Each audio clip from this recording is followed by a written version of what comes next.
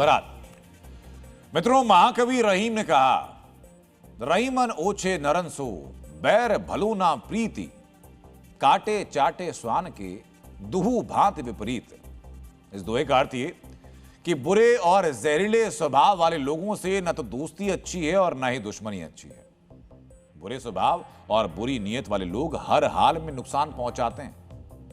और आज अब्दुल रहीम खान खानन यानी रहीम दास का यह दोहा याद आने की वजह है पाकिस्तान में तेजी से बदलते हुए हालात।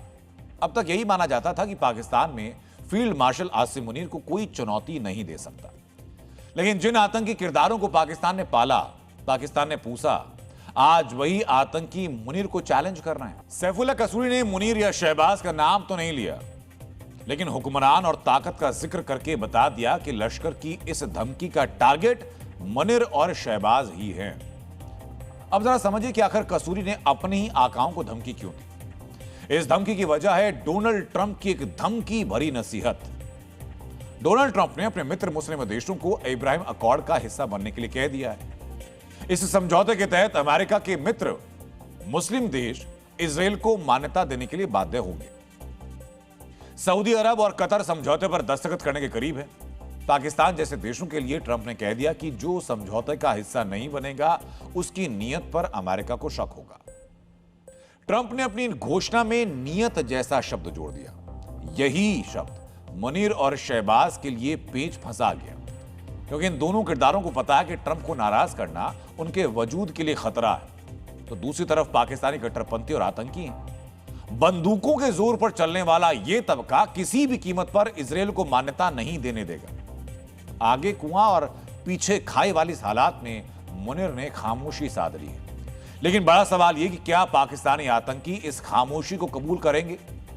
पाकिस्तान का इतिहास बताता है कि जब जब फौज और आतंकी आमने सामने आए हैं, तब तब पाकिस्तान की धरती खून से लाल हुई है। एक ऐसा ही दौर आया था 2007 में सामने। पश्चिमी देशों और खासतौर पर अमेरिका के दबाव में मुशर्रफ ने पाकिस्तानी कट्टरपंथ के खिलाफ हथियारबंद अभियान शुरू किया था। इसी अभियान के दौरान इस्लामाबाद की लाल मस्जिद में भारी तादाद में आतंकी जमा हुए थे। इन आतंकियों को मस्जिद से निकालने के लिए फौज ने हथियारों का इस्तेमाल किया था। करीबन 30 घंटों तक दोनों तरफ से गोलीबारी होती रही। इस मुठभेड़ में 84 कट्टरपंथी मारे गए। पाकिस्तानी फौज के 10 सिपाही और 1 अफसर ढेर हुए। सेना के 44 से ज्यादा फौजी गंभीर रूप से घायल हो गए थे। मुनीर को पता है कि आज भी पाकिस्तानी आतंकियों के हाथ में बारूदी ताकत है।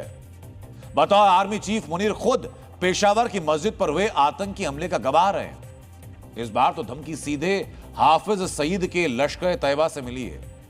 और इसी वजह से इब्राहिम अकॉर्ड के मुद्दे पर पाकिस्तानी सरकार और पाकिस्तानी फौज फूंक फूंक कर कदम रख रही है, क्योंकि बलोच और पश्तून बागियों से लड़ रही पाकिस्तानी फौज के पास फिलहाल लश्कर से लड़ने की ताकत नहीं बची है।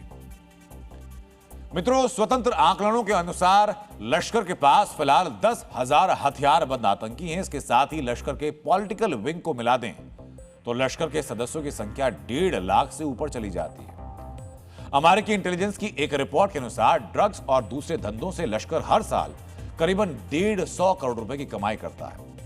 पाकिस्तान के साथ साथ लश्कर के अफगानिस्तान में भी कुछ अड्डे हैं, यानी आदमी, पैसा और मदद, तीनों लिहाज से लश्कर तैयबा काफी ताकतवर है।